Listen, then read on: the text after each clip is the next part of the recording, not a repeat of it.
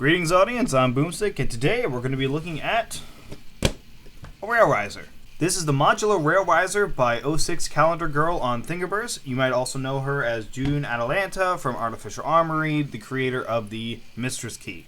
This was created to obviously be a rail riser, but also to be modular, hence the name. Using the standard sizes, it prints in 3 pieces, the 2 bases and the long rail, which prints in 2 separate pieces that you attach with 2 screws in the middle. They also have different sizes of rail. I just went with the standard for this review. They have a section for attaching it to your blaster to Picatinny, and then obviously attaching the rail, which just slides on.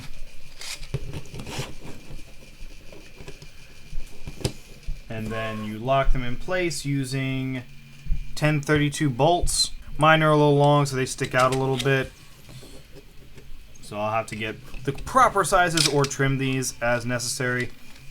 Obviously putting nuts on the other end, or in my case, they actually hold in pretty well, just friction-wise. So, I might just chop them and leave them as a friction fit. Now let's attach it to a blaster. I'm going to be attaching it to my Talonclaw U Bullpup, which in my opinion does really need a rail riser just so your face isn't right against it.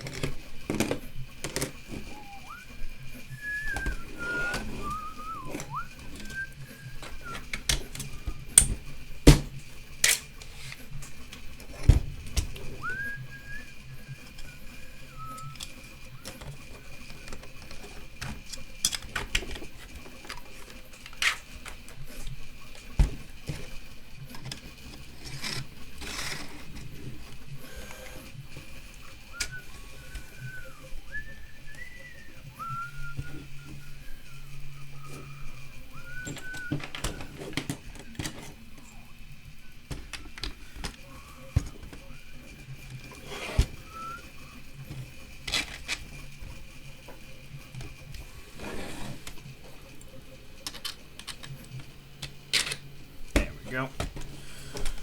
So it works pretty simply. It is a bit of a tight fit on these rails, so honestly I probably won't even bother putting in bolts on the bottom and just letting it be a friction fit, which I personally am a pretty big fan of friction fit attachments, but that's just me.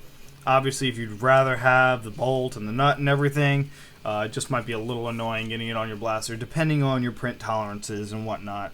Obviously I printed this myself, so that could also be my fault. Alright, now we got our sight attached to it, and I did some testing around with it, and honestly, very comfortable. It's exactly where I really want it to be, and I find it really helps the Talonclaw U Bullpup be just a little bit more comfortable, which I really like. It is a little wobbly in the middle. Obviously, there's a little bit of pressure, obviously because you have the 2 pieces of rail that are attached right in the middle there. And if you drop it upside down, that will probably break, which is unfortunate, but overall, this piece shouldn't be put under that much pressure, so it's honestly not that big of a deal. It's just something to be aware of, that obviously your weakest point on this is going to be right there in the middle. The 2 attachment pieces, though, are solid. So overall, if you find that you enjoy rail risers, I do recommend it. It's nice to have something like this to where you can attach it at any point, obviously with the different sizes. If you don't want it this long, you have a smaller blaster.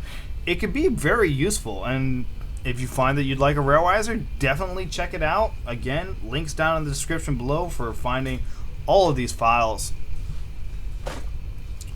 If you guys have any thoughts on the modular rail riser, let me know down in the comments. If you like this video, go ahead and give it a like, and if you want to see more, go ahead and hit that subscribe button. Thank you all for watching. I'll see you in the next one. I've been Boomstick, and I'm out.